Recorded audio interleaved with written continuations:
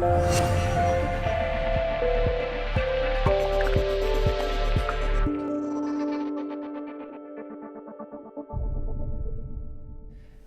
evening, everybody. Welcome to tonight's lecture. I'm Petra Wendt, and I'm principal of Queen Margaret University.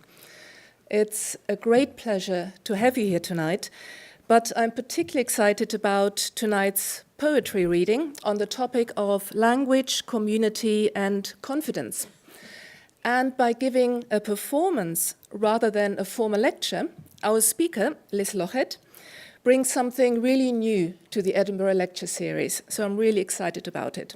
Now, Liz is, dare I say, well, I shall say it, a national treasure. She is a poet and a playwright, and she is currently the National Poet of Scotland. Her much-loved works include the play Mary Queen of Scots Got Her Head Chopped Off, her translation and adaptations of Molière's plays, and, of course, as you know, her poetry.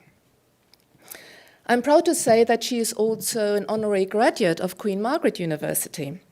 And that really reflects the relationship between her work and our teaching and research in drama, culture, and creativity.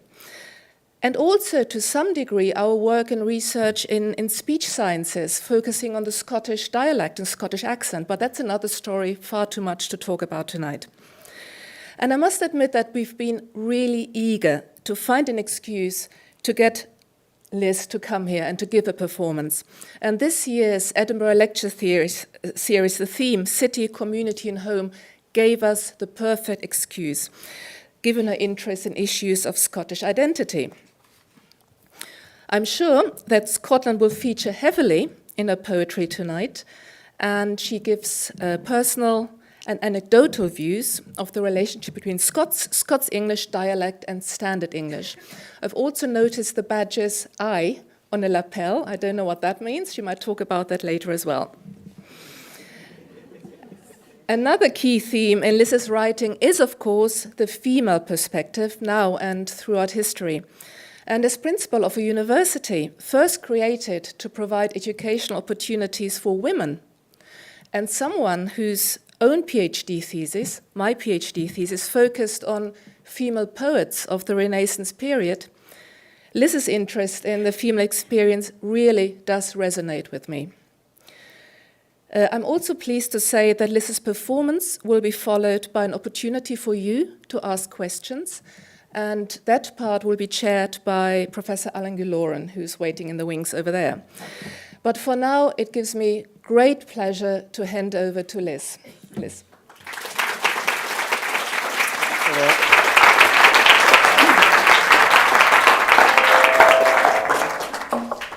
Thank you very much.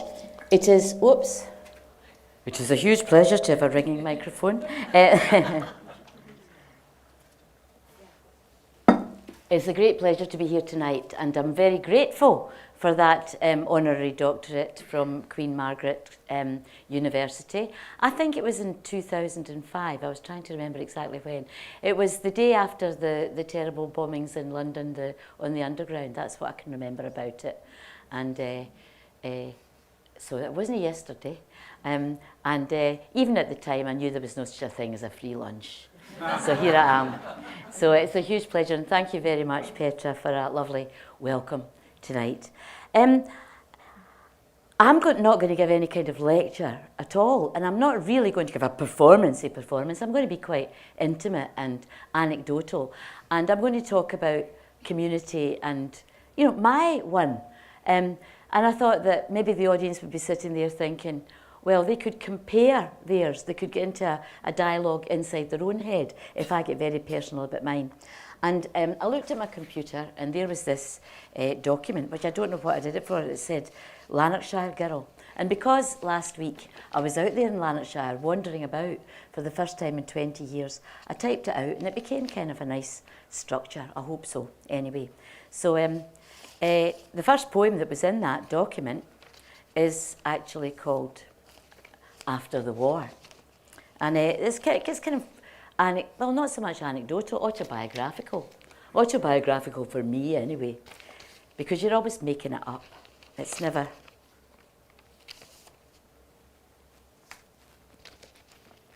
It's never straight autobiography. After the war was the dull country I was born in. The night of Stafford Cripps's budget, my dad inhaled the blue haze of one last capstan, then packed it in. You were just months old. The Birlinn airlift. ATS and Remy badges rattled in our button box. Were they surprised that everything was different now? Did it cheese them off that it was just the same? Stuck in one room upstairs at my grandma's, jammed against the bars of my cot, with one mended feather-stitched jumper drying among the nappies on the winter dykes. The puffed and married maroon counterpane reflected in the swinging mirror of the wardrobe. Radio plays, them loving one another, biting pillows in the dark while I was sleeping. All the unmarried uncles were restless, champing at the bit for New Zealand, the Black Country, Corby. My aunties saved up for the new look. By International Refugee Year, we had a square green lawn and a 12-inch telly. A little autobiographical statement comes after. I was born on one of the coldest and darkest nights of the year, on the day after Christmas in 1947, in the Motherwell maternity, a month prematurely by emergency caesarean section, to a mother who apparently had been initially convinced she was suffering from acute indigestion brought on by overindulgence. In eating, I have to say. My parents weren't exactly teetotalers, but they didn't exactly roll out the barrel either. Both seasonal, and in that an entire jar of the mustard piccalilli that she'd craved all through her pregnancy had been scoffed at the Christmas dinner. Now, this was almost a year after the legendary blizzards of the January and February of the previous winter, which had seemed to a long-suffering, still under grimness and rationing, post-war British public to be just the last straw. Mum and Dad were still homeless, almost 4 years since they married in uniform, just before D-Day. He was in Remy, she in the ATS. So the three of us had to live in one of the cramped upstairs bedroom at Granny and Grandad Lochhead's solid between the wars council house. Number 13, the Broadway, Craigneuk, Wishaw. The Broadway. What an impressive address. Utterly unfazed by references to the rattle of the subway trains, to taxis and to Angelos and Maxis, I always thought, right from the beginning, right from my tiniest, when I was listening to the wireless, when I heard Broadway melody, that they were writing a song all about us. There you go. Auntie Jenna and Uncle George, the youngest of Dad's 4 surviving siblings, weren't married yet, so they were still at home too in 1947, 48, 49. Uncle Bill and his wife Auntie Jean had a prefab in nearby Cambusnethan, but they might be there visiting with my 2 cousins and a third on the way. Or Auntie Annie might have come in the bus from her room and kitchen in Partick with baby Anne and big tall Uncle John Skinner still in his Glasgow PC's uniform. So, around the tea table on a Saturday was a very crowded place. There was a lot of arguing, much of it about politics. Grandad was a retired miner, a retired Lanarkshire unionist miner. Divide and rule. All his sons had come back from the war. Well, they hadn't all come back from the war. My uncle Robert had been killed in Holland in 1943, but the rest of them, some of them hadn't been in the war, they'd been in the steel yards or wherever, but they were now all arguing, and not necessarily just because they were proddy going to vote Unionist or Tory anymore. So I remember these arguments right away. It's quite strange to be curing in at the back of a miner, a retired miner, because, you know, when you're wee, you get put in beside your granddad in the middle of the day. My granddad was in bed a lot of the time because he'd silicosis, the miner's disease, and I can remember him coughing and coughing. You know, one of the first memories has been up against his back as he was coughing away, and voting Tory. There you go. With, to his son's horror, blue and white Delft plates in the living room of King Billy and so on, you know, blah, blah. So I was still a tiny baby when the Berlin airlift kicked in with the first of the scary standoff crises of the Cold War. All through my childhood, Hungary, Suez, and most tense and terrifying of all, later on in my adolescence, Cuba put the fear of death, literally, into my whole growing up. Nuclear annihilation seemed to be all but inevitable. How could the grown-ups just go on pretending everything was fine? Well, they didn't quite. When there was a current crisis on, I remember them stopping everything and listening very hard to the news bulletins with grave faces, but trying not to let on how alarmed they were in case it scared me. I wasn't fooled, but felt a great duty to not let on how scared I was, because I knew how attached they were, everybody was, how attached they all were to the myth of not a care in the world at that age, have they? Och, they're that innocent, God love them. There was many a sleepless night I watched for the dawn I wasn't sure would come. Or much later, as a teenager, I had mushroom cloud nightmares about the Hiroshima I'd read about obsessively. So, when I was 4 in 1953, we got a house, a council house in Ewart Hill, Lanarkshire, a former mining village that now was really a dormitory scheme for Ravenscraig, the steelworks, the giant heart of Lanarkshire steelworks.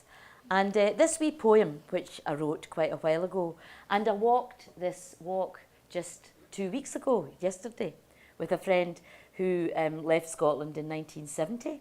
And I haven't walked in this place since 1970 either. I haven't been back to that spot since my parents died 20 and 21 years ago. So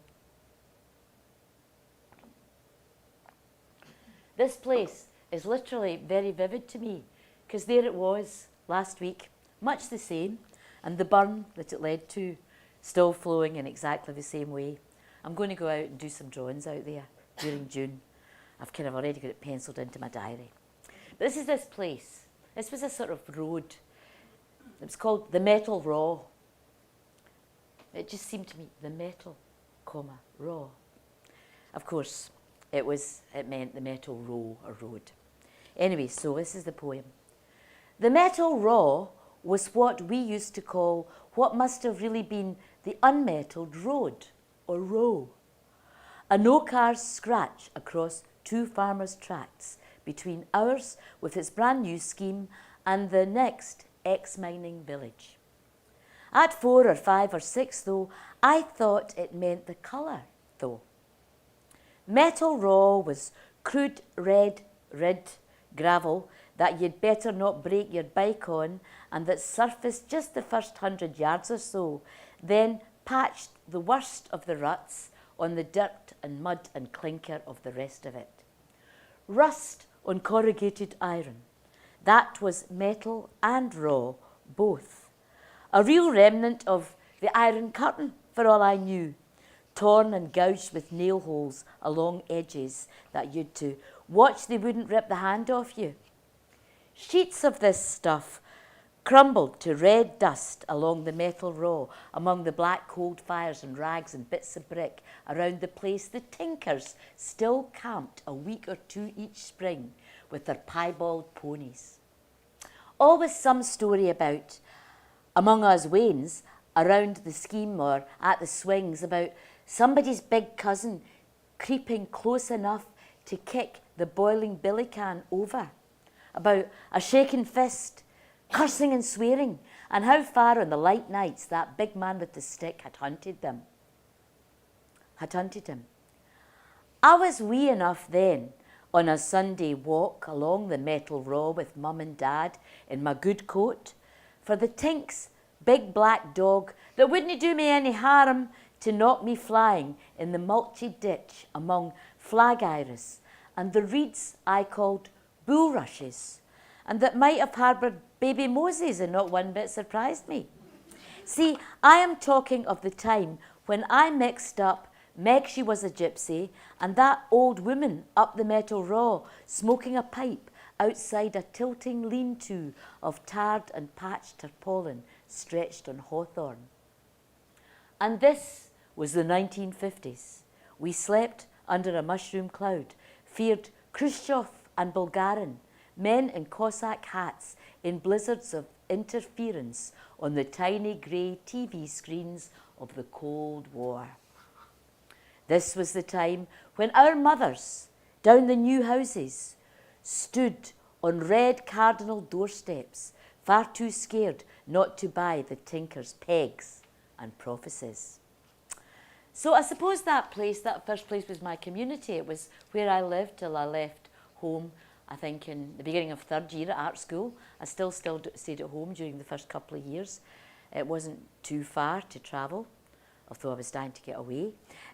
During that time, I started writing pieces about it when I was about to leave, I think. I didn't realise that, but afterwards, after I looked at them, I realised I'd been a bit elegiac. So a few of these very early poems, I'll just punch them out. This is sort of portraits of some kind of people that were there.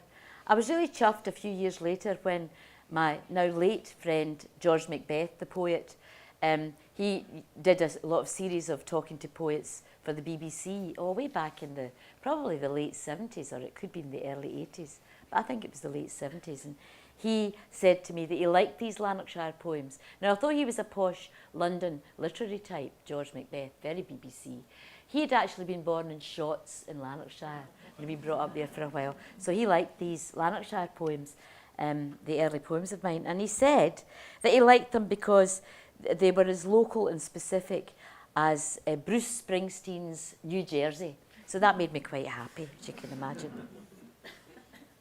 Unfortunately, my life wasn't so rock and roll. This was a kind of true story twisted about some neighbours. You know, nobody could ever get me for libel because you mix up things, however biographical or autobiographical you're being. This is a wee poem, very early. This is the first 2 or 3 things I wrote, and they're a portrait of that village, I suppose.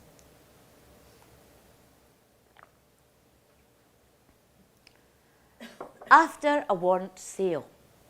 There used to be this thing, you know, where they sold people's effects if they got into debt and so on under warrant. You know, people came around and bid. You know, it was an auction. I don't think anybody in our scheme went to the one that was the warrant sale. You didn't do that to your neighbours, but other people would maybe go. And also, even then, it just seemed brutal and cruel. And yeah, this really happened to a couple of neighbours. Oh yeah, you're supposed to leave people, apparently. By law, you had to leave them a bed and a cooker. Interesting. After a warrant sale, I watched her go. Anne next door, dry-eyed, as dignified as could be expected. The day after they came, sheriff court men, with the politeness of strangers, impersonally, to rip her home apart, to tear her life along the dotted line, officially. On the sideboard that went for 15 bob, a photograph. Wedding day, Walter and Anne. Her hair was lightened, and her heart with hopes. No one really knows when it began to show. Trouble, dark roots. It was common knowledge there were faults on both sides, and the blame, whether it was over drink or debt, no one seems to know, or what was owing to exactly whom. Just, in the end, the warrant sale and Anne's leaving. But what seemed strange, I wondered why, having stayed long past the death of love and the ashes of hope, why pack it up and go over some sticks of furniture and the loss of one's only partially paid for washing machine. Those who are older tell me, after a marriage year or two, the comforts start to matter more than the comforting. But I am very young, expecting not too much of love, just that it should completely solve me, and I can't understand. And this one is probably the one that's been most anthologized in schools, things and so on. These are all the very early poems I wrote when I was 18, 19, 20, just before I actually left New York Hill, Lanarkshire. And this one is called The Choosing, and it actually gave me an alternative title for the selected poems that came out a couple of years ago. It's not The Choosing, but it's A Choosing, because I think in another day I would have put together different poems. But among them, obviously, there had to be The Choosing.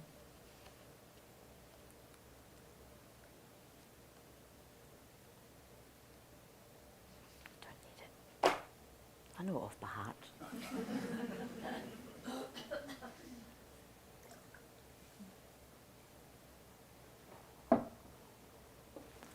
We were first equal, Mary and I.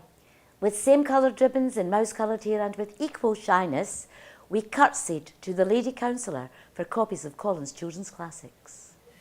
First equal, equally proud. Best friends too, Mary and I, a common bond in me and cleverest. Equal in our small schools, small class.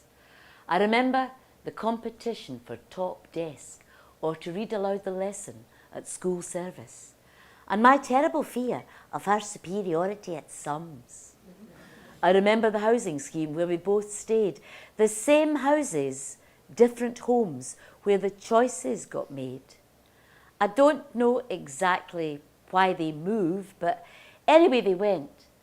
Something about a 3 apartment and a cheaper rent, but sometimes from the top deck of the high school bus, I'd glimpse, among others on the corner, Mary's father, mufflered, contrasting strangely with the elegant greyhounds by his side.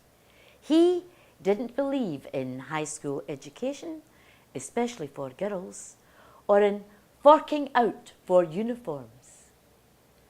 10 years later, on a Saturday, I am coming from the library with my arms full of books.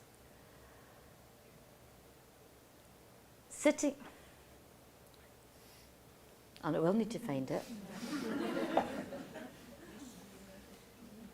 I must be very, very tired.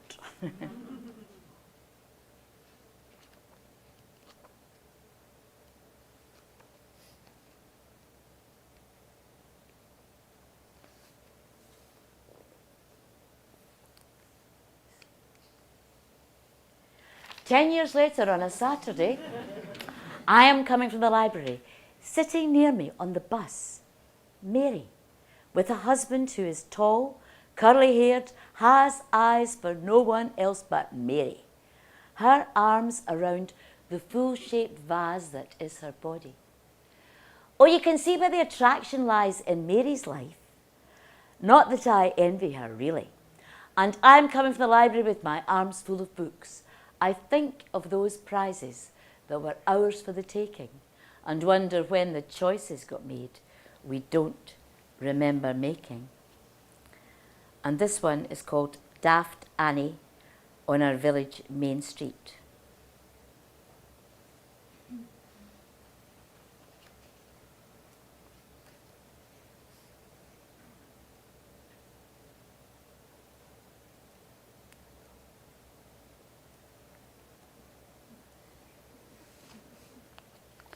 I've written down the numbers, but they're not corresponding. I was very, very tired on the train. Here you go. And this next two are a couple of figures from that village. This one was written at the time, you know, late 60s. The latest this poem could be was 67. And another one, a much more recent one, about another kind of mythic figure in the village. These kind of figures, I don't know, they're both very ordinary and they're larger than life. And this is called Daft Annie on our village main street. Annie, with your euphemisms to clothe you, with your not all there, your sixpence short in the shilling, with your screw loose, your crazy tick-tock in the head, your lurching pendulum, slightly unbalanced, with your plimsolls in winter, with your big boots in summer, and your own particular unseasonal, your unpredictable weather. Annie, out of the mainstream, Main Street Annie, down at the cross with your religious mania, singing Salvation Army choruses to all on Sunday. Annie, with your unique place, your pride of place in the community. How to every village, it's doctor and it's dominie, it's idiot. Annie, with the village kids afraid of you, with your myth of witchery, with your mystery, your big raw bones and your ham-fisted face, with your touching every lamppost, your careful measured paces down Main Street, clothed in euphemisms and epithets. Daft Annie, your epitaph. And this is another semi-mythic figure. This one's a much more recent poem. It's maybe about 10 years old or something. And this is the new married miner. I used to see one miner in the village. It was quite strange because, you know, we knew that all the pits were gone, but late in the afternoon on certain shifts, I would see this miner. He seemed very old. He was much younger than I am now, obviously, but covered in black dust, cycling, incredibly weary, back down our main street. He must have worked in the last maybe open cast wee mine in Lanarkshire up Shotts Way. And there weren't even pithead baths, obviously, because there he was all blackened. And I would be standing there at the Red Cardinal windowsill looking out, and I would see him going down. And in my memory, with one of those peace boxes, you know, on the back of his bike with those things that were wee kind of crossover things that held it in place on the wee package bit, cycling down there. And he suddenly came into my head. Sometime this century, definitely. Yeah, maybe 2002, 2003. And when he popped up and started talking out loud in his voice, he wasn't as I'd seen him then, but as he must have been 20 or 30 years before that, when he was the new married miner. And it became a sort of love song in his voice. My shift is over, that was night time all day long. My love, it's lousing time. Alone among these dog-tired colliers, my druth's for home. Bank up the fire with small coal till I come, and before tomorrow, I'll not think again how sore and small the space I have to hunker in, or how huge and hard but true it pulls against the sky as at the pit head, black against the sky the big wheel turns. Now my bike's coggling front wheel clicks and squeaks, my cold bones ache as hard for home I pedal, still blacked up like a darky minstrel. My long path home is starved of light, so I must do without. No moon tonight, so round and white, its davy lamp's gone out. Frost edges every blackened leaf, black snot flowers on my handkerchief. Heat my bath scalding, and bonny lass, I'll make the white lace of the lather black. Squeeze the hot soapy flannel at the nape of my neck and scribble long white chalk marks down my back. Put the dark fire to the poker till the hot flames burst in flower. Stretch out the towel and I'll stand up. Hold and fold me. Rub and scrub me as hard as you can till in your white warm arms I'll end up. A pink and naked man, my love. Your pink and naked man. And this one, which kind of ends the neutral sequence in a way, almost, it was the countryside as well as being so much the scrabby kind of industrial landscape. There was a farm immediately behind the scheme, and this is probably the first poem that I ever got finished, and it's called Revelation. I remember once being shown the black bull when a child, at the farm for eggs and milk. They called him Bob, as though perhaps you could reduce a monster with the charm of a friendly name. At the threshold of his outhouse, someone held my hand and let me peer inside, at first only black and the hot reek of him. Then he was immense, his edges merging with the darkness, just a big bulk and a roar to be really scared of, a trampling and a clanking tense with the chain's jerk. His eyes swiveled in the great wedge of his tossed head. He roared his rage, his nostrils gaped like wounds. And in the yard outside, oblivious hens just picked their way about. The faint and rather festive jingling behind the mellow stone and hasp was all they knew of that black mass straining at his chains. I had always half known he existed, this antidote and antichrist, his anarchy threatening the eggs. Well-rounded, self-contained, and the placidity of milk, I ran, my pigtails thumping on my back in fear, past the big boys in the farm lane who pulled the wings from butterflies and blew up frogs with straws, past thorned hedge and harried nest, scared of the eggs shattering, only my small and shaking hand on the jug's rim, in case the milk should spill.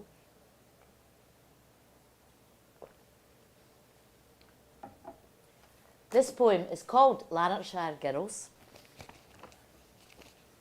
and I think it was written in the 90s or so, and written definitely, you know, looking back rather than being right in it as I was when I wrote some of these poems.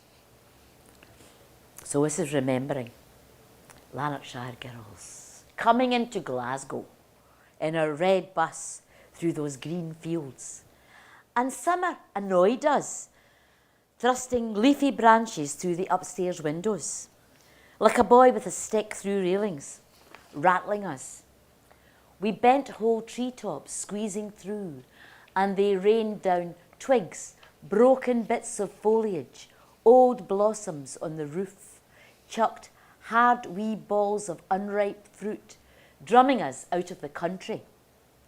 Then it was shabby schemes, gospel halls, chapels, orange halls, doctors' surgeries, the crematorium, the zoo, gap sites where August already frittered the stuffing out of unpurpling fireweed and splintering thistles, till the blank blue sky was dotted with whiskery asterisks. Soon the coherent cliffs of Toll Cross, the many mansions of those lovely red and blackened tenements. Our country bus sped past the city stops, the women in their slippers at the doors of dairies, the proud pubs on every corner, accelerated along the glamorous Gallowgate, juddered by Rita's Gallus fashions and the gorgeous dragons of Terry Tattoo artist, till it spilled us out, 14 years old, dreaming ourselves up, with holiday money burning a hole in our pockets at the corner of Jamaica Street. Now, you might have noticed something about these poems. Petra quite rightly, talked about how I've always been very interested in language. But most of these poems, give or take the odd Scotticism, are in standard English, maybe spoken with a Glasgow accent. It always amazes me when some people can't tell the difference between accent and language. And I don't really have a Glasgow accent. I've got a Motherwell accent, modified through Glasgow. I think I've been living in Glasgow for long enough for it probably to be much more like a Glasgow accent. But as I found out 2 Wednesdays ago, it's not quite the same. There's a lot more country and sort of border kind of speech, even in Motherwell. But this next poem, which sounds completely autobiographical, was actually a First the Phone Call poem. This was written for London BBC educational television to encourage children, 12-year-olds and so, to keep writing at least creatively. You were allowed to do it creatively in hometown English. Well, obviously that was a worthy aim, and I did want the 50 quid to pay the electric bill or whatever, so I said yes. It's the usual thing with a first phone call poem. A lot of swearing as the deadline comes up, a lot of cups of tea, and literally tying your leg to the desk and make yourself stay up all night and get it in. I had no idea this poem would prove to be a keeper. I had no idea whatsoever that it would be translated into Birmingham Black Patois. I've heard it's been there. Although I think they would have to do more than just translate the poem. They would have to find equivalents, maybe a completely different story for the poem. Anyway, Birmingham Black Patois and also Cornish, not the language that only 12 people speak, you know, the one that, just Cornish English. So that pleases me, because how I went about it was I just got together all the, I don't like the word dialect. Who does like the word dialect? As my friend Tom Leonard says in a wonderful poem of his from a standard English, absolutely excoriating little sequence of poems that he's got called Situations, Theoretical and Contemporary. He's got one of them starts off with, and the prisons were full of many voices, but never the dialect of the judges. Nice way of thinking about it, isn't it? I said to the woman I didn't like the word dialect because it insinuates that some people speak properly and other people are kind of quaint and funny. And she said, you took my point, but did I want to do it? So I did it. I said, where do they come from? So I said, well, where do they come from, these kids? She said, oh, John O'Groats to Land's End. You want a dialect poem? I couldn't even really write a Glasgow dialect poem that more than half the children in Glasgow in primary schools would understand, obviously. Our lives are getting more cosmopolitan all the time, and our language standardises. So all I did was, as I say, stay up swearing, drinking a lot of tea, and putting together all the dialect words that I commonly use. Many of them that I didn't know were dialect words till people sort of said what. I mean, I didn't know till I was living in Bristol when I was 26 that that wasn't a pinky, or it wasn't a pinky all over Britain, you know. I sort of said, oh, I stubbed my pinky, and everybody, what's that, you know? I said, what is it then? They said, your little finger. So anyway, there's no pinkies in this poem, but so it'll sound like the most I've given you incredibly autobiographical and personal little poems, but this was a confection. There is some truth in it. My grandmother used to say when she put a scarf around you and sometimes pinned it, you know, at the front when you were going out sledging or something, might say to you, oh, now you'll not starve of cold. And I remember I liked that expression because, of course, starving was about food and cold was about cold. But it's those kind of wee things, I think, that get people keeping writing poetry. You know, language kind of gets a little irritation in it. You know, like something that would make a pearl in an oyster, I think. You know, it's a bit of something that makes you stop with language. So anyway, this wee poem. I usually start my readings with it, you know. It's a good kind of, well, I'll tell you why after.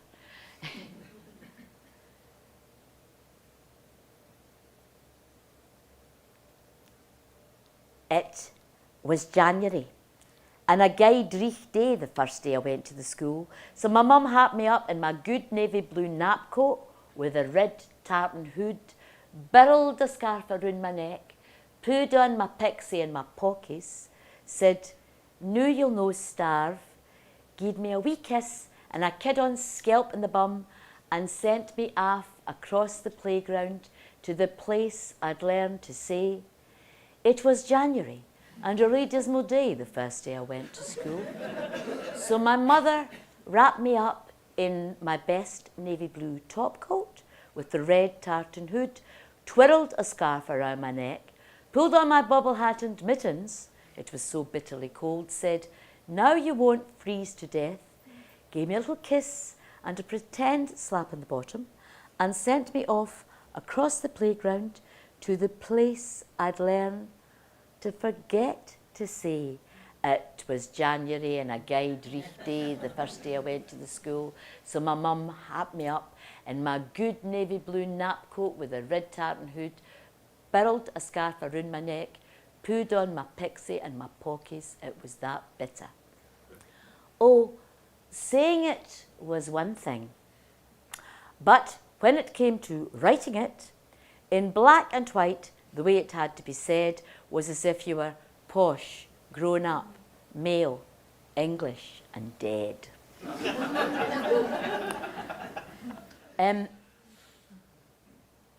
You laughed at the right bit. You passed the test. I always know if I don't get a laugh, you know, once it goes into English, that I'm going to have to work a wee bit harder with this audience, or speak a wee bit slower, or something like that. You know, and I thought the second time people hear it, wherever they come from, they can't pretend they don't understand it the second time round. Because how do you understand language? It's by usage. If my 18-year-old nephew uses a bit of new phrase, I can't remember it, you know, it was something the other week. Something was getting boosted and something else was whatever. I don't have to ask for a translation. I just start using it the next day because context teaches you language. I'm going to finish up, before we have some questions, with the one that Alex Salmond liked. It's a kind of community poem. It's the one that he said he liked very much, which was I was quite chuffed by that. I suppose they'd made him read it when he was trying to decide who to make the maca. No, they did. I mean, there was a consultation and various people, apparently, I didn't know anything about this. And it's about New Year's and what New Year's seem to mean to Scottish people across the world.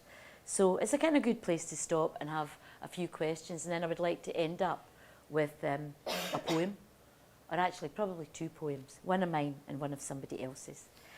But this is View of Scotland, love poem. So you can think up your questions and I'll probably no answer them. Or I might say, I don't know, because I don't very often.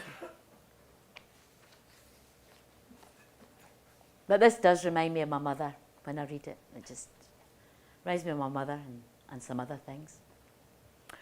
View of Scotland, love poem. Down on her hands and knees at 10 at night on Hogmanay, my mother still giving it elbow grease, jiffy waxing the vinyl lay. This is too ordinary to be nostalgia. On the kitchen table, a newly opened tin of sockeye salmon. Though we do not expect anyone, the slab of black bun, petticoat tails fanned out on bone china. Last year it was very quiet. Mum's got her rollers in with wave set and her well-pressed good dress slack across the candlewick upstairs. Nearly 10:30 already and her not sorted, her not shifted. If we're to even hope to prosper, this midnight might find us how we would like to be. A new view of Scotland with a dangling calendar is propped under last year's, ready to take its place. Darling, it's 30 years since anybody was able to trick me, December 31st, into looking into a mirror to see a lassie with as many heeds as days in the year. And 2 already since, familiar strangers at a party, we did not know that we were the happiness we wished each other when the bells went. Did we? All over the city, off licenses pull down their shutters. People make for where they want to be to bring the new year in.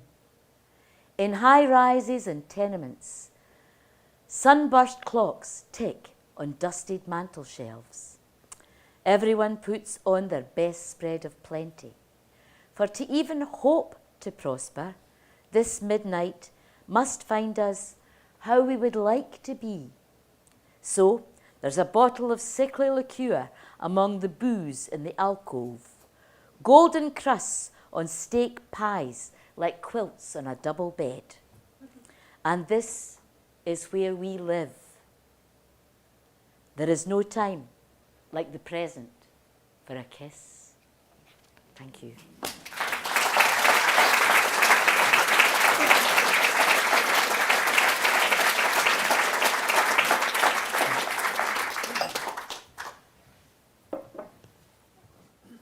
Well, ladies and gentlemen, it's billed as a question and answer session, but really I just need your help to keep this woman talking because I don't know about you, but I could listen to her all night. So if you have a question, could you raise your hand? And we have a roving microphone. If you just wait until the microphone comes to you, because if you don't use the microphone, we might hear you at the front, but the rest of the audience will not hear you.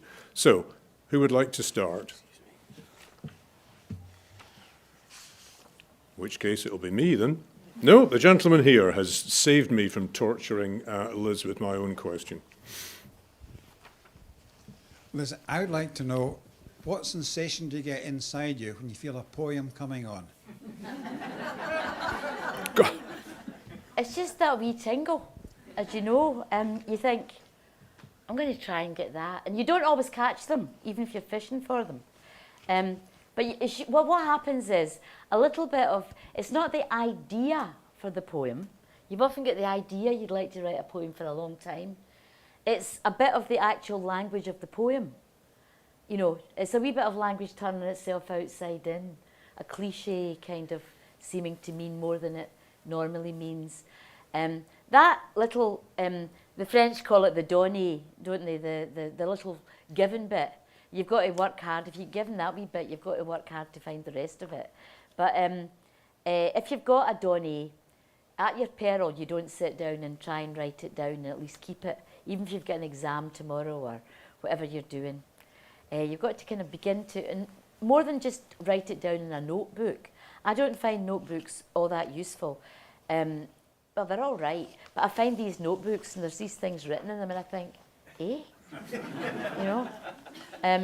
So you've got to do a wee bit of work, maybe half an hour, twiddling with the language once you've got the language.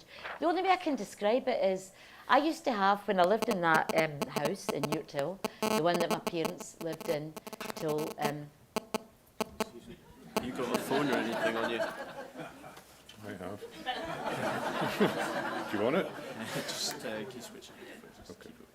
Okay. Any minute now, my phone's going to go off and I'll be embarrassed. I think I switched it off, but I'm not that sure. It's quite good. Nobody phones me anyway, so that's fine.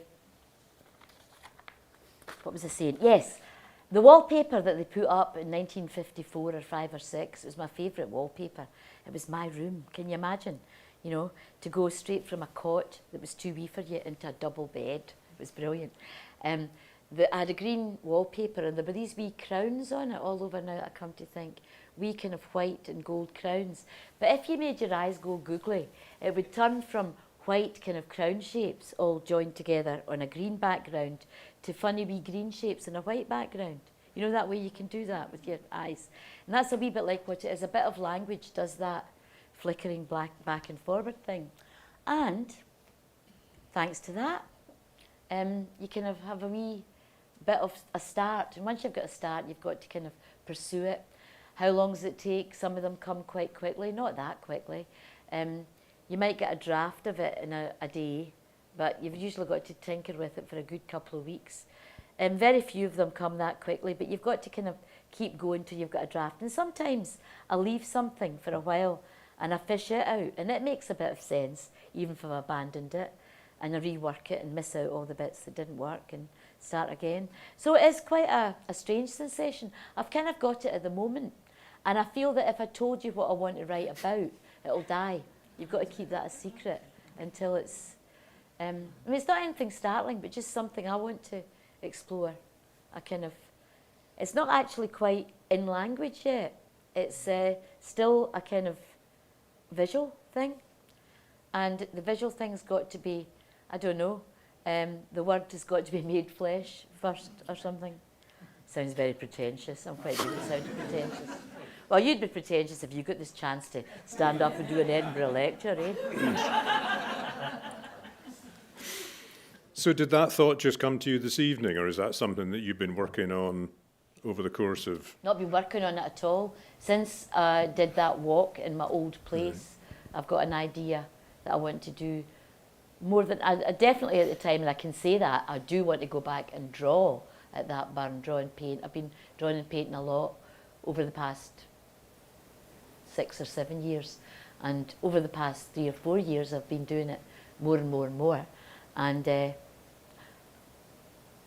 I'm determined to get back to painting in oils, but so at the moment, drawing quite big and sticking things on things suits me fine. So I know I want to go out and draw, but I've got a wee idea for a bit of something in language. But if I tell you, it'll die. Can't tell you. Liz, can I ask you were talking earlier about discussions around the kitchen table as a family, and I don't know whether it's something to do with Lanarkshire, because my mother came from Airdrie, and I was... You know what I'm talking about. I do, and I was brought up by her, and she was always talking about world events and had a great sense of social justice. How would you characterise those discussions round your kitchen table? Were they vehement, the political discussions? They were vehement, but I'm talking about discussions that I heard before I could really understand them. I mean, we did move into our own house when I was 4, so I was talking about the very, very early ones. They were quite contentious. My granddad was an old bugger, you know, he was a terrible, he was frail because he had silicosis, but he was he wasn't really an Orangeman, but he was definitely a Protestant, whereas my father was vehemently ecumenical. I mean, my father and mother thought that sectarianism was the curse of the west of Scotland, and they fought against it all their life. They thought it was a scandal. But my grandfather thought it was a scandal that his educated son, my dad, who'd actually been kept on at school because a teacher came round and spoke to my granddad when my dad was about to leave school and said he should at least get kept on, at least till he's 18, because he's clever, he should at least get his hires. Of course, after he got his hires, the war started, and he wasn't going to go to university anyway. There was no money for that, but he was already working as a clerk. He came back after 6 years away at the war because he was called up early, and as he was an administrator, he was out last because they had to administer themselves out. So he was away from the end of 1938 to early 1946. So. He was a very, very gentle and lovely man, my father. My granddad was lovely, but he was contentious and very different in nature from my father, who had very much his mother's nature. She was a fisher girl from the northeast, and she just she was a bit deaf, so she just tuned my granddad out, you know. Yes. Microphone to the woman in the front row. Thank you. I enjoyed your poem about your primary school education, and I would like you to tell us your memories of the primary school. Were they able to be creative, the teachers, or was that something within yourself that came later, or did they help you on the children, or was it too much sums and spelling and the sort of thing? No, it wasn't too much. I loved that. I loved sums and spelling, and it was, the arithmetic, the doing. I remember what was torture was trying to do 45 sums in 50 minutes to sit your qualifying, because I could do them, but I couldn't do them that fast, and you knew you were going to, lose marks for all the ones you couldn't do. No, I just loved school, but we did get a chance to draw and paint and get freedom to do things. We get taught poems off by heart, which is excellent for you as a child. It's no, I've got absolutely no complaints. I was very interested in them. I was interested in all the kind of things that were going on, like there were maiden ladies mostly. They'd come back after retirement to teach us because there were so many of us born after the war, and our education was mostly in tin huts and in playgrounds and things like that. No, I had a very, very useful childhood for a creative person, which is as much as you can say. Gentleman here.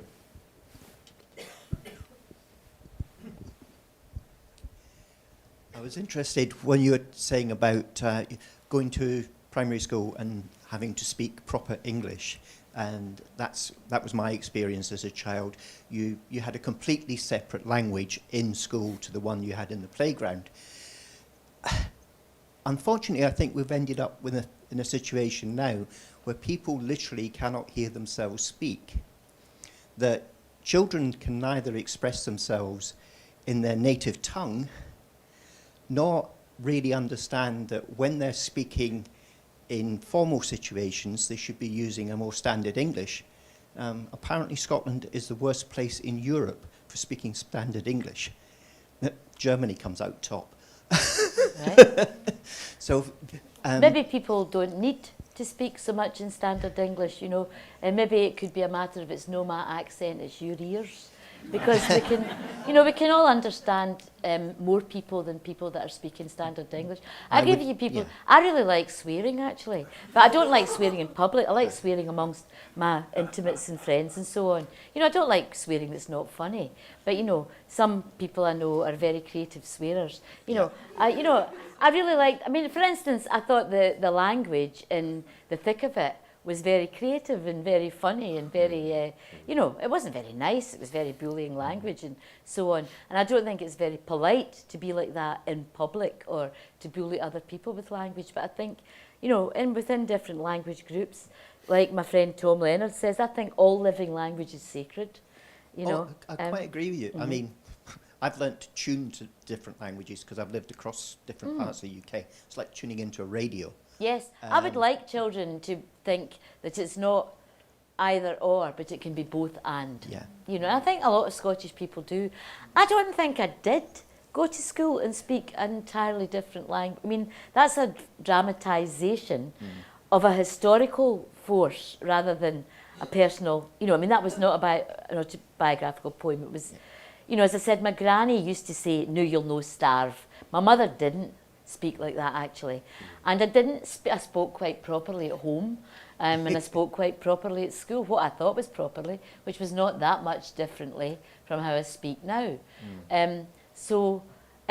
It's a truth, but it's an exaggeration, and I know that a lot of children, you know, recognise it, particularly Gaels and so on. My friend Angus McNichol, you know, wasn't allowed to speak Gaelic you know, things like that, and I think you're right. I'm all for encouraging people. This is about knowing what language you use where. But also I think it's about the people who speak the supposed formal language, not feeling that they've got a moral superiority just because they do. And feel, you know, if somebody's speaking clearly and if somebody speaks with a desire to communicate and look somebody in the face, the people listening ought to give them, you know, the grace of trying to communicate. I used to get fed up in London when people said things like, "Oh, I don't know what you're saying, but I just love listening to you."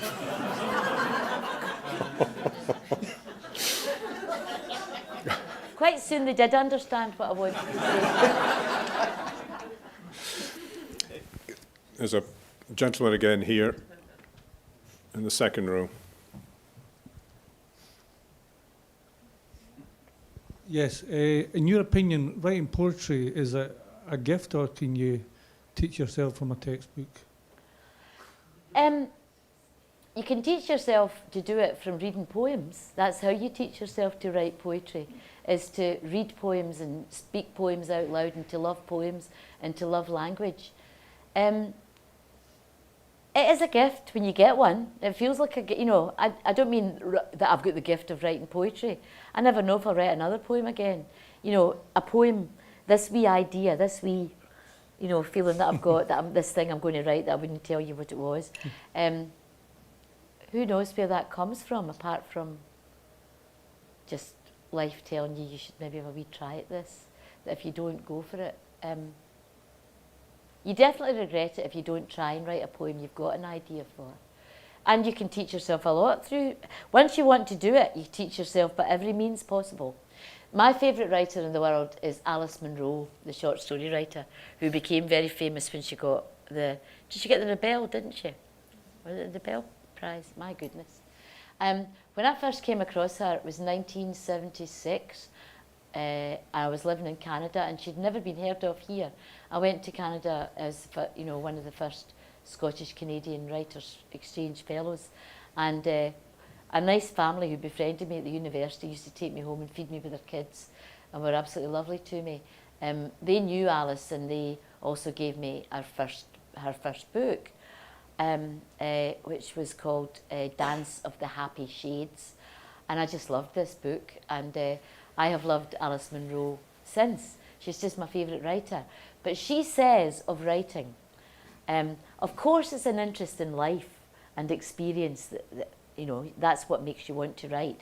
But she says, why you really write is because you love reading. It's because you're in love with books that you want to write, rather than because you're in love with life. And I think that's very true. Thank you. Thank you. It's a Gentleman good at the question. back. With the I'm always glasses. scared somebody's going to ask me a question. I don't have a clue what it means. And I should, you know, that's the ones, yeah. Liz, I'm suitably gratified that as a Londoner who's lived in Scotland a long time now, I can understand at least the majority of what you're saying. I thought I might have to have Well, if you couldn't understand it all, I would be gutted, because I was speaking... I thought I might need a translator, but... I was speaking fairly... I mean, most of these were in English, and I thought it was funny why I ended up with the one in Scots. You know, my early poems were in standard English, more or less, with a bit of Scotticisms, because that was what I thought I spoke, albeit with a... You know, and that's what poems that I read were in. You know, it was gradually through... translating Molière, first of all with Tartuffe. When I started working on it, I was determined to write for Scottish actors to do in their own accent. That was all. And I remember Alan Wright, the late great critic of The Scotsman, saying, so is this going to be in Scots then? You know, I said, absolutely not. But when I started working on it, it was like a mixture of Burns and my granny. You know, and it was set in 1920, and it just came out very vigorously, this inner language that I didn't know I had. Once I knew I had it, once that language opened up to me, then Mary Queen of Scots got her head chopped off, which was in a different Scots again, but Scots was an option. I don't write much standard poetry in Scots. I do a lot of dramatic writing in Scots. Don't know why. You don't decide these things. Yeah, anyway, your question. I was Sorry, I was lucky enough to interrupting. see a production of your translation of Tartuffe, and I understood at least a good proportion of that too, which was great. But the question I had was You'd understand it in playing. right You know, enough. of course you would. The question I had was, would you consider experience or imagination to be more important in your writing? I don't really have any imagination, I don't think. I think what imagination probably is running your experience through it, you know.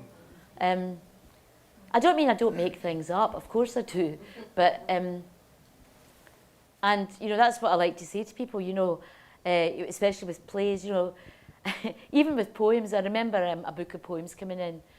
What one would it have been? I think it was the Grimm Sisters, so it must have been very late 70s. 1980, it came in and through the door, and I came out, and of course the first thing you always do when you open a new book is you open it at the misprint that you've proofed 3 times and missed. Just happens, and you go, oh. But anyway, I remember some friends were there, and they were looking, because you get the 6 copies, they were looking at it, and we were drinking coffee, and this friend of mine, Hilary, went, page 69, who was he? And I said, I made it up. But you know, people always think poets are being autobiographical, and they always think novelists are being, you know, imaginative. And the truth is that they're both the same. They're both half made up and half, you know, there are autobiographical elements in the stuff that, what's his name did, great science fiction writer who wrote, you know, he was in a concentration camp when he was a kid in Ballard, yes. You know, Ballard's science fictions set in fantastic places are, in a sense, autobiographical. You know, they can't not but come from you and your things that are going on. But autobiographical stuff, you know, doesn't really, you know, count very well. There was a very wicked, lovely poet called Alexander Scott. Some of you might remember him. He was a friend of, he's not lasted as well as McCaig and people like that, but he was very witty and cheeky. And he wrote these little aphorisms about people, like Alexander Trochy, you know, the beat kind of poet. His wee poem would go, Al Trochy, fell mucky. And he'd won about a friend of mine, Jean Milton, who was also at art school, same time as me, and she'd poems out much earlier. And he went, Jean Milton, total recall of sweet fuck all. And that's, you know, so memory and imagine, you know, memory's not enough. You know, so, you know, he was wicked. That was just me quoting somebody else. That wasn't me swearing. Yeah, follow that. Okay. One more question at the back. Very simple question. What inspires you? I think I've been answering that all evening. And nothing inspires me.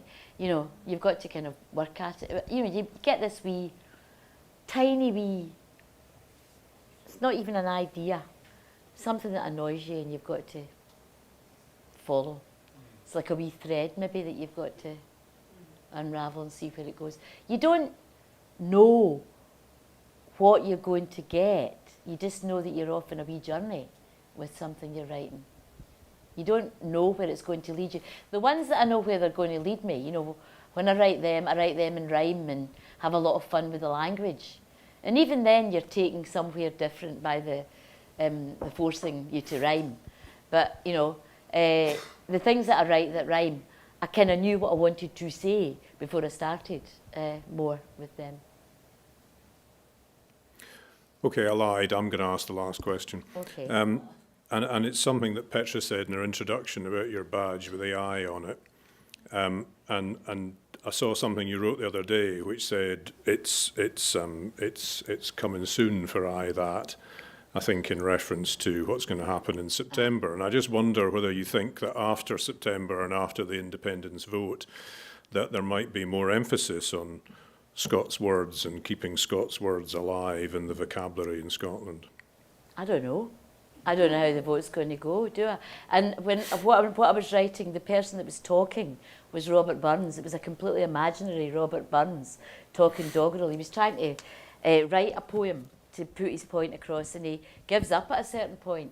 You know, the wee bit in the paper was just an extract, and he gives up because he doesn't like his rhymes. He doesn't like voting the only answer rhyming with vote and paper.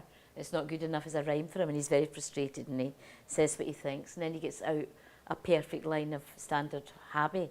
So the Robert Burns, the fantastical Robert Burns, the entirely made up Robert Burns that I wrote for fun, to make people laugh during what I thought might be a boring evening at the galleries. But it isn't. It's not. Have you anybody been to see? Who's been? Just a couple of people. How did you know about it? Right, you saw in the gallery that it was going to be there? Because there's not been, the publicity was rubbish, you know? They think that everybody will, that if they put out little postcards that say, Dear Scotland, people will find it and then they'll go on Twitter or something like that. You know, a lot of people are quite busy and we need to know what we can go and see a while before to put an evening aside for it, you know? Finding out last Friday that this thing was on, it's not really necessarily good enough, I don't think. But anyway, Burns, as written by me, is cheekily kind of pro-independence. And as for me, I couldn't possibly say how I'm going to vote.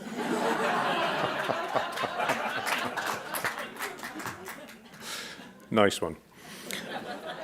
Ladies and gentlemen, I'm going to thank Liz, and then I'm going to thank you for I'm going to thank Liz for her, I will call it a performance this evening, which was entitled Language, Community and Confidence. And as Petra said at the start, these three words epitomise some of the work at Queen Margaret University. They fit with the expertise and the values of the university, particularly in terms of language and all the work that we do through our speech and hearing sciences. Community, we have a lot of community engagement, particularly through drama and also our research and residence scheme where our PhD students go out into primary schools and talk to kids about science. But confidence, for us at Queen Margaret University, we like to blend the theory and the practice, and we believe that gives our students the confidence to use the knowledge that they have got at the university to actually use that knowledge. And I was quite taken by one of Well, the closing lines of one of your poems that you didn't quote this evening, which was Connecting Cultures. Oh, yeah. And the closing lines of that particular poem are, what we merely say says nothing. Yeah. All that matters is what we do. I think that's a very powerful message, and certainly one that I would want to take back I'll to read that poem our to students. I'll read that poem to end in one by somebody great, because they would go together. Sorry, I'm not really fiddling because I wasn't going to do this one. You are fiddling. I'm not. You've been fiddling I all wasn't night. going to do this one. I decided against it. Well, I'll finish my bit Here while it's here. she's fiddling. The end of my bit is to thank you all for coming out on what you would describe as a Guy Dricht evening. So well done to you for the determination and the doggedness in coming along and participating this evening. I appreciate that. But I would like you to thank our Scots Macker for a rumbustious romp of a performance this evening. I think what you... end with a poem. I know. Just hold on, you'll get your shot in a minute. So this evening's performance has been full of ingenuity, creativity, passion, and insight, and certainly I have enjoyed it thoroughly, and I hope you have too. And if we can show our appreciation to the Scots Macker now. Thank you. Thank you. Well done. Thank you, and thank you, Petra, as well, for your lovely introduction.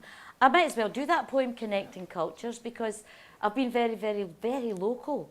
And I wrote this for Commonwealth Day. That was a good gig. Westminster Abbey. My cue was Rufus Wainwright singing Hallelujah. I had to come in at the end of Rufus. You know, I think that they hadn't really listened to the words of Hallelujah. You know, they thought it would be quite appropriate for Westminster Abbey, but it's not quite as religious a song as they think it is.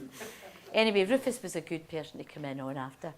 So, but this was for Commonwealth Day, and it's called Connecting Cultures, and it's actually a very good end, because I've been talking about a very wee microculture, and this is the big wide world. Connecting Cultures. I am talking in our lingua franca. Tell me, do you drive on the left or right? Is your football team the Botswana Zebras or Indomitable Lions of Cameroon? Can you take me to Junkanoo? And is there mangrove forest? Is it true that a lightweight business suit is the appropriate city garb and shaking hands the usual form of greeting? Are there frigate birds, diamonds, uranium? What is the climate? Is there a typical hurricane season or a wind of change? How many miles of coastline in your country? Is the currency the Kenyan shilling or the Brunei dollar, or is it also the word for rain or a blessing? Do you speak the lingua franca? Communication can mean correspondence or a connecting passage or channel, can mean a means of imparting and receiving information such as speech, digital media, Facebook, the press and cinema. Communications can mean means of transporting, especially troops or supplies. Commonwealth means a free association of independent member nations bound by friendship, loyalty, the desire for democracy, equality, freedom and peace. Remembering how hard fellow feeling is to summon when wealth is what we do not have in common.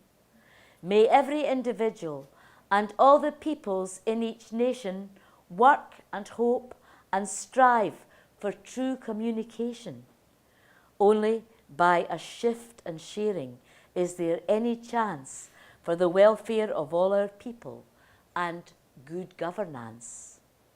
Such words can sound like flagged up slogans. True. What we merely say says nothing.